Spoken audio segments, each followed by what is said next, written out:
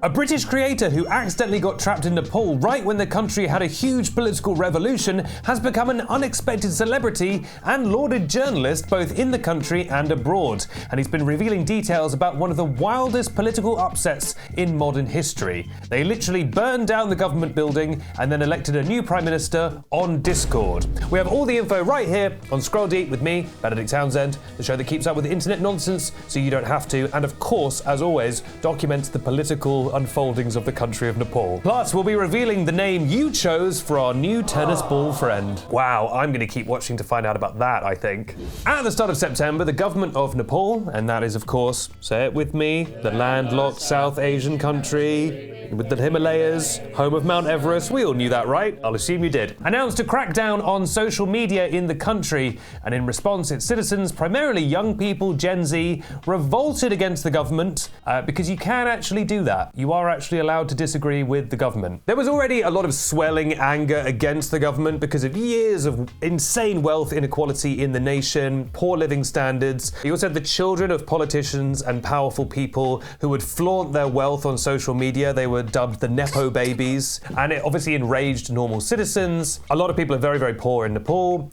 and don't really need to be. And this social media ban was the final straw. I mean, I'm very much summarizing decades of politics here, but basically, everyone had had enough. Massive protests broke out. Things then continued to escalate. Chaos, violence. At least 51 people were killed.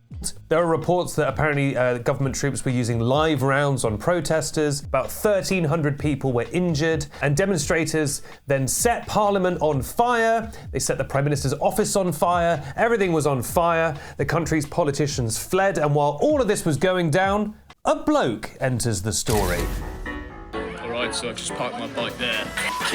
There's some more cans being thrown this way. Oh, the Parliament is on fire! It's hundreds of people breaking through the main gate! Come on, Nepal! Right, so we've come to Kathmandu in interesting timing. This bloke, Harry, a travel vlogger with the username We Hate the Cold, amen brother, who just so happened to be in Nepal as it was all kicking off. He just arrived in Nepal on the day that everything went down. He obviously didn't know that was going to happen, and he inadvertently became a kind of foreign correspondent, chronicling not just what was happening, but also a side of the events that traditional media outlets wouldn't have got access to. So normally his channel, he had about 35,000 subscribers. He was getting about 20,000 to 50,000 views per upload, very respectable numbers. But now he's getting like 8 million views because he has these absolutely amazing on-the-ground perspectives of what's unfolding there. On his YouTube channel, he had a pinned comment that says, quote, "Public service announcement. Not a journalist, just an idiot with a camera and, brackets maybe, some courage. I got stuck here riding my moped from Thailand to UK. We'll continue the journey after curfews finish." And what's quite heartwarming is that the locals just immediately completely accepted him because he's just a very normal, friendly guy. He just has that kind of face where you're just like, yeah, this guy seems sound. There's so many clips of him just being like, bollocks! There's like tear gas going off and he's like, bollocks. Bollocks. Sorry, dude.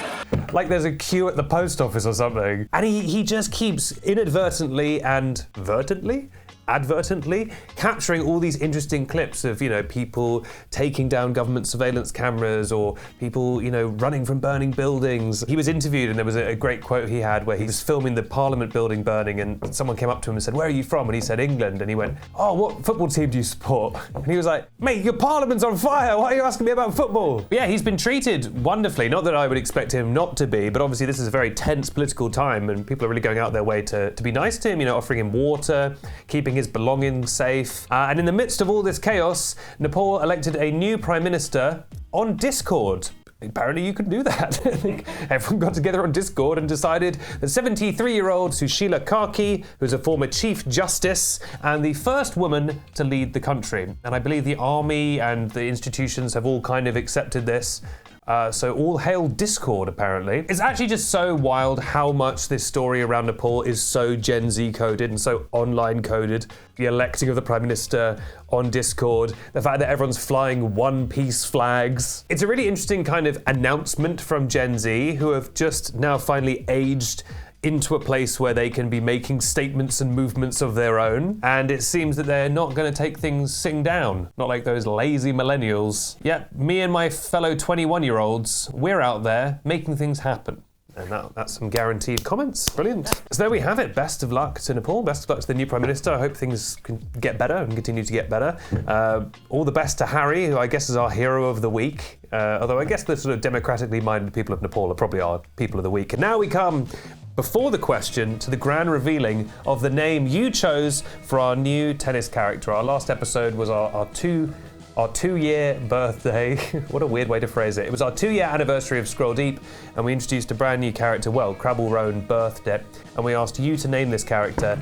And we went through all the comments. There were lots of really funny ones, but the one that a lot of people kept saying time and time again was Dennis. So we will be naming this Dennis. And I was thinking, actually, it's quite funny, because you may not know this, but there's a character called Dennis the Menace, but obviously it's a tennis ball, so we would call it Dennis the Ball. So yeah, get some love for Dennis the Ball, or you can just call him Dennis.